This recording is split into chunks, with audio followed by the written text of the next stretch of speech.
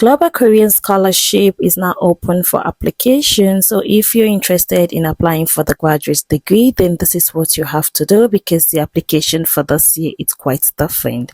So first, you have to go to the studyinkorea.go.kr website and sign in as a member. So the application available right now is for graduate degree. For undergraduate, you have to wait for the application to be opened. So the most important thing you have to do first is to go through the guideline. At the guideline, these are the steps you are required to follow. First is to verify qualifications. Second is submission of application form.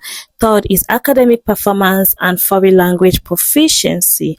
The fourth is final confirmation, and the last one is prints. So these are the steps you have to follow at the studyinkorea.go.kr. So the first step, which is to verify qualification, is basically the GKS applicant agreement, where you have to click on the box agree for them to make use of the documents and also the rules and regulation of GKS.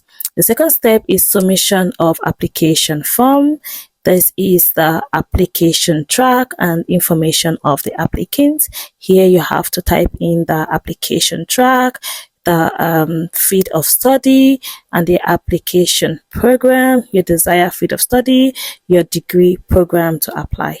And the step 2 is the submission of application form, which is the information of the applicant. First, your name, gender, date of birth, country of citizenship, address, email, phone number. This is basically your information. And step 2 also required, if you are a Korean citizen, then you have to indicate. But if you're not, then just click on no. Also, you have to insert your passport, not international passport, just your passport. And we also have the choice of university and department. For embassy track, you are required to select 3 university, and you have to pick for type B, which is compulsory. And also, the step 3 required an academic performance and foreign language proficiency. So here, if you have topic or English proficiency test, you have to include it. But if you don't have, I think it's optional. So you just have to skip this part.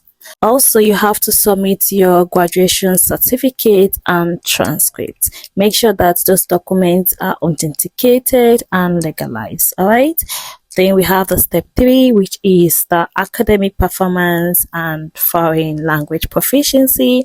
We also have the study plan and personal statement. So if you are going to type in your study plan and personal statement, it should not exceed 17,000 characters, and everything you have to type basically is already listed there. So you just have to follow the instruction and make sure that whatever you're typing fits in what you are asked to say. All right, so we have the step 3 also, which is the personal medical assessment, where you have to tell if you have any sickness. I hope you don't have, because if you do, you might not get a scholarship.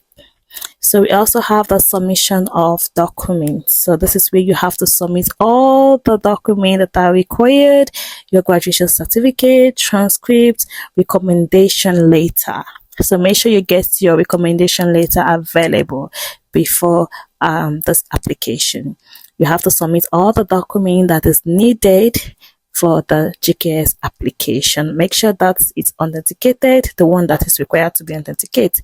All right, and this is it. So once you submitted all the documents, this is the final stage, the final step, which is the final confirmation, where you're going to see everything is being submitted. Make sure you cross-check that everything is being submitted and accurate before you can click on submit.